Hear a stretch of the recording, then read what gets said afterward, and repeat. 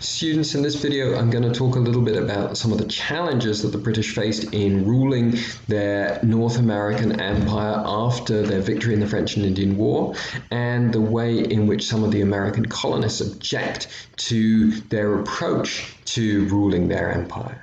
And so the first challenge that we find the British confronting is the challenge of Indian rebellion.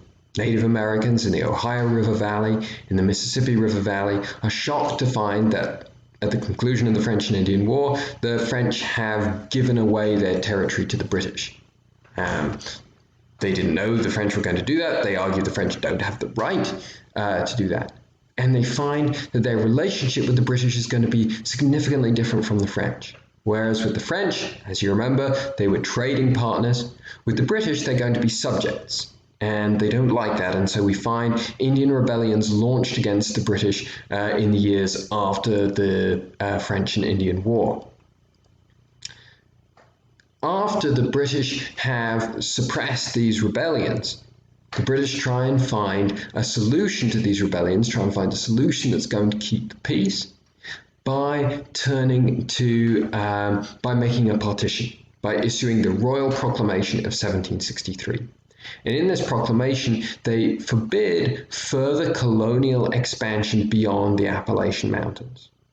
Any land that's beyond that is going to be land for the American Indians. And you can imagine that the colonists resent this because they're anticipating continuing to expand their territories further and further west in this new land. Remember the availability of land, how cheap land was. It's one of the main attractions why people are coming to North America. And in the years after the French and Indian War, now the war's ended, we see a huge boom of immigration into these colonies. So there's a growing population, there's a desire to expand, and the British seem to be trying to quash that. So unease about British rule on the part of the Native Americans, resentment of restrictions on their expansion on the part of American colonists. That's the first challenge that the British encounter.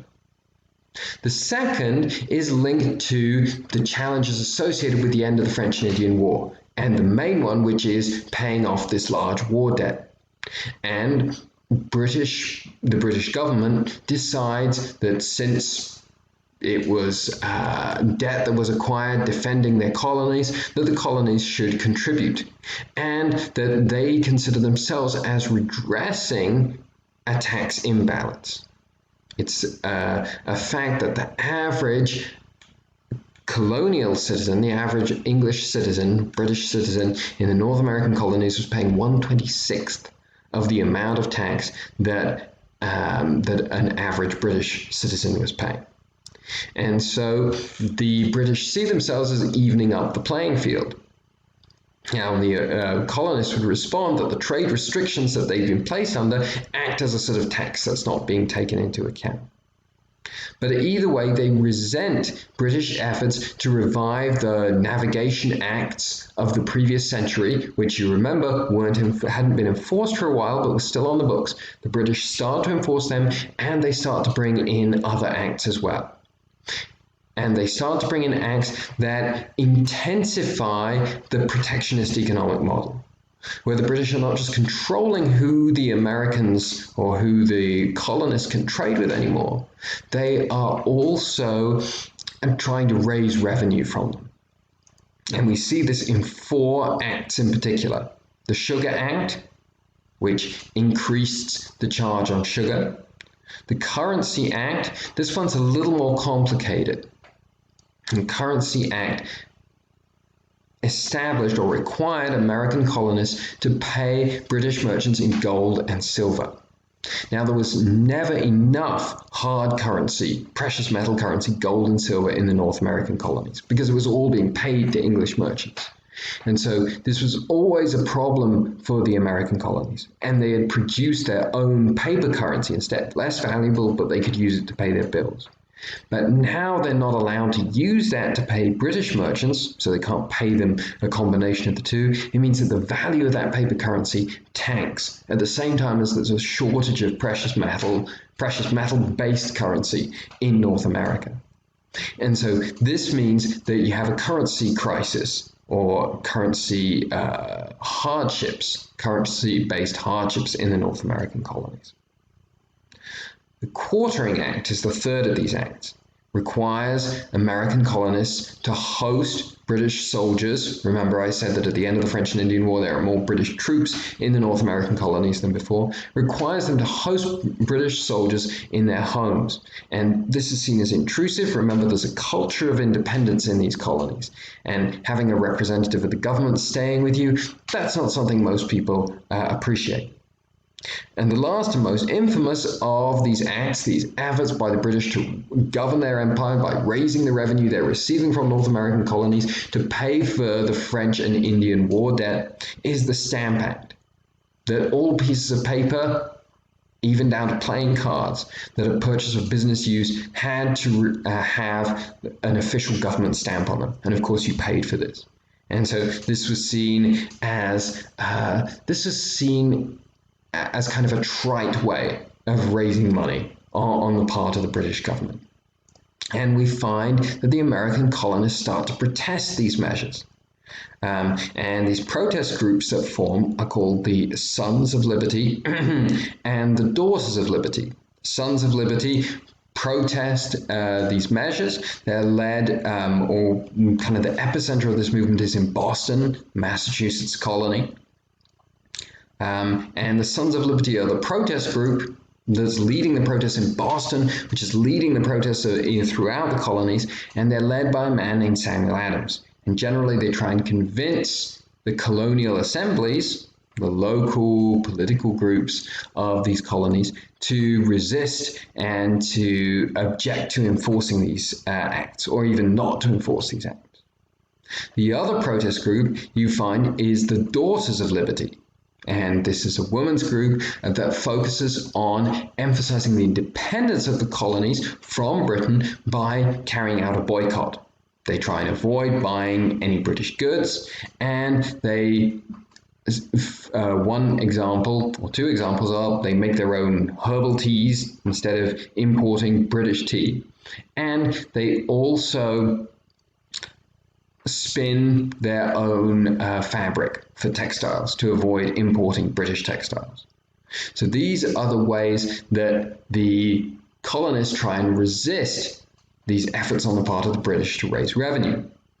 So what's the British response? The British response is to send troops to Boston to enforce these acts that they've passed. And this creates a very hostile situation where you have tensions between both the British soldiers who are stationed in Boston and between the colonists. And you have mobs of colonists who are harassing the soldiers, and eventually the situation becomes so volatile that some of the British soldiers fire into the mob that's harassing them. We're always sympathetic to the people who are getting fired upon, but I encourage you to read in the textbook the sort of abuse that these soldiers were suffering. It doesn't justify what they did in any way, but it will certainly help you understand that there are very much two sides in this equation.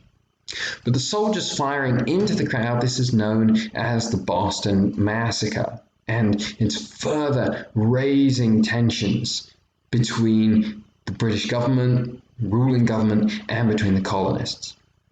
And this tension, although it kind of cools off a little bit after the Boston Massacre, people realize that it's come to violence and people have died. About 2 years later, it's right back up at that fever pitch again.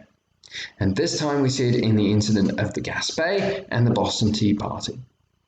The Gaspé is a British policing ship, basically a Coast Guard ship that runs aground, and the crew go ashore and requisition animals to slaughter to feed themselves while they're waiting to be rescued. And the colonists object to their animals being taken, to their livestock being taken. They put together a militia and they go and shoot and kill the captain of the Gaspé. And then resistance is such that they're able to refuse being sent to England to be tried.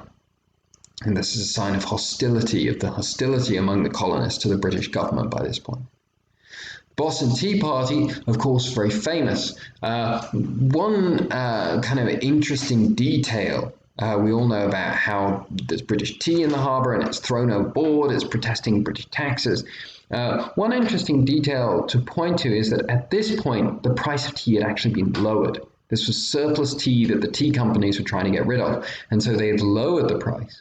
The colonists objected to not the price, but the way they saw this operation being carried out. The British tea companies were lowering their prices to get American colonists to buy this tea with the tax built in, so that the colonists come to accept the tax and at the same time undercut American tea companies. So that the American tea companies would be driven out of business, and then the British could just raise the price and raise the taxes and raise revenue on the colonists. So that's just kind of adds a little nuance and a little complexity to why the Boston Tea Party occurred.